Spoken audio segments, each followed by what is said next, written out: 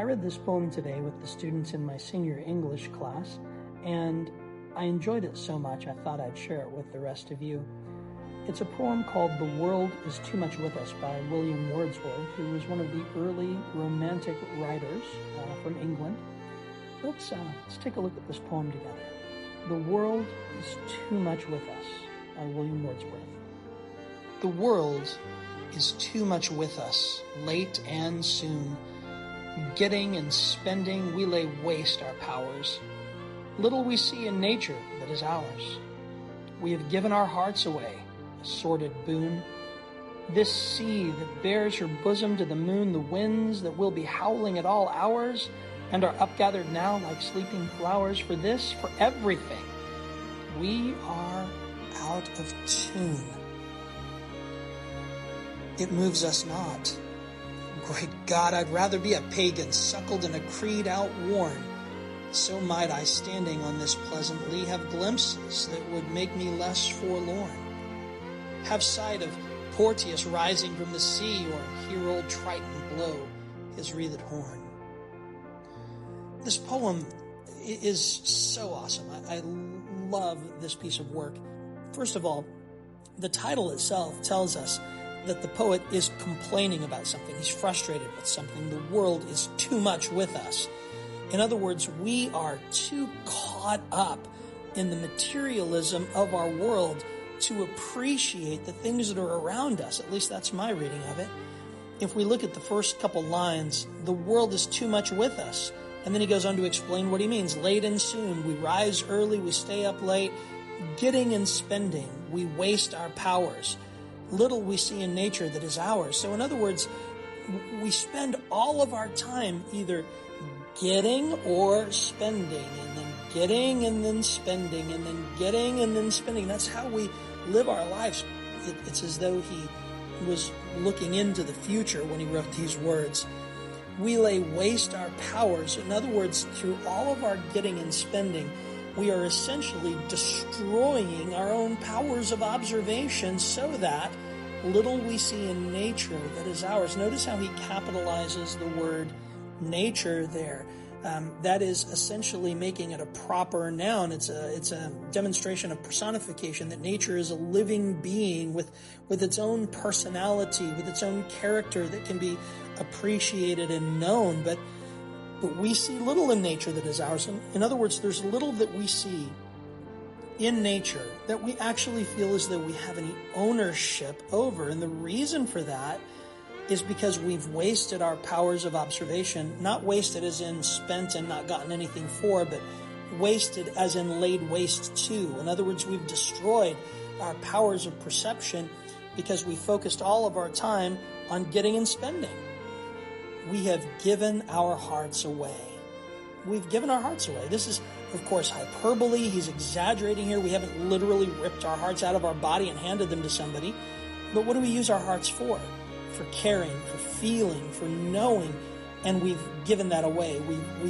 We've wasted our hearts, and they're a sordid boon. In other words, our hearts are not worth much because they haven't been prepared appropriately. And then he goes on to give some descriptions of the nature that he is standing in front of. This sea that bears her bosom to the moon. There's an indication of intimacy and gentleness there. The winds that will be howling at all hours and are gathered up now like sleeping flowers. In other words, the winds have been gathered up. The moon has shone upon the breast of the sea. All of these things are going on, and we are out of tune for it. We can't appreciate it. For this, for everything, we are out of tune. Now, of course, they didn't have radios in his day, but I can't help but think of a radio. You know, the old kind with the dial? And if you're just slightly out of tune, you've got all this static and you can't pick up or perceive the signal that's being transmitted. In other words, nature is transmitting all of this beauty, but we're not receiving it because our hearts are out of tune. That's not what he meant. That's how I interpret it. They didn't have radios in Wordsworth's day, but what they did have were instruments, and you would play upon an instrument, and if that instrument were in tune, it would sound beautiful, but if it were out of tune, it would sound discordant. And so essentially he's saying that our hearts are discordant with nature. We are not attuned to nature. We are not in tune with nature because it moves us not. We're not moved by the beautiful natural world around us. We're not moved by the ocean or the moonlight or the winds that are blowing. We're not moved by it. We don't care. We're too busy doing what? Getting and spending. We don't care. It moves us not. Great God. This is an apostrophe. He's crying out, great God. And then he says, I'd rather be a pagan suckled in a creed outworn. In other words, I would rather be one of those people from olden times, right, from the ancient Greece or Rome, who actually worshipped nature or worshipped the sea, because if I were part of that group, then I would still have an appreciation for the beauty and the power around me. That's the exhortation that he's giving. And this is also hyperbole. He's not literally saying that he'd rather be, a pagan who worshiped those things, but he's saying at least they had an appreciation for the natural world. So I'd rather be a pagan, he says, suckled in a creed outworn.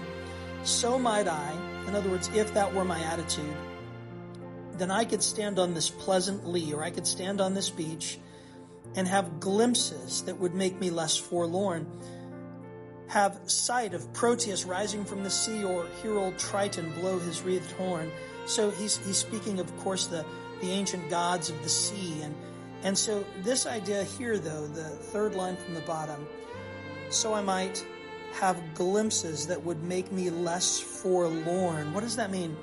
What he is saying is that if I could slow down, if I could stop, if I could attune my heart to the beauty of the natural world around me and step away from my getting and spending and actually focus on the beauty of the sleeping flowers and the howling wind and the sea that bears its bosom to the moon, if I could focus on those things and actually catch even just some glimpses of the magnitude and the majesty of nature, then that would make me less forlorn. This is very much in keeping with the romantic philosophies of that literary period, of understanding that there is solace or comfort to be found in nature, that through communing with the natural world and the things around us, we can be comforted and find healing and to find peace and inspiration. This was very much in keeping with the philosophies of the Romantics. And it's something that in some ways I think we would do well to remember, to not be so caught up in the economy of getting and spending and rising late and getting up early and never taking the time to attune ourselves to the world around us, to actually see and observe and appreciate those things. How much better we would be if we could just slow down and take in the beauty of the created world around us. Amen. It is a gift from God. And I think that Wordsworth would agree with that. And he says here that we have glimpses that would make us less forlorn if we could just attune ourselves to the world around us and actually slow down, stop, and appreciate the things that we're seeing.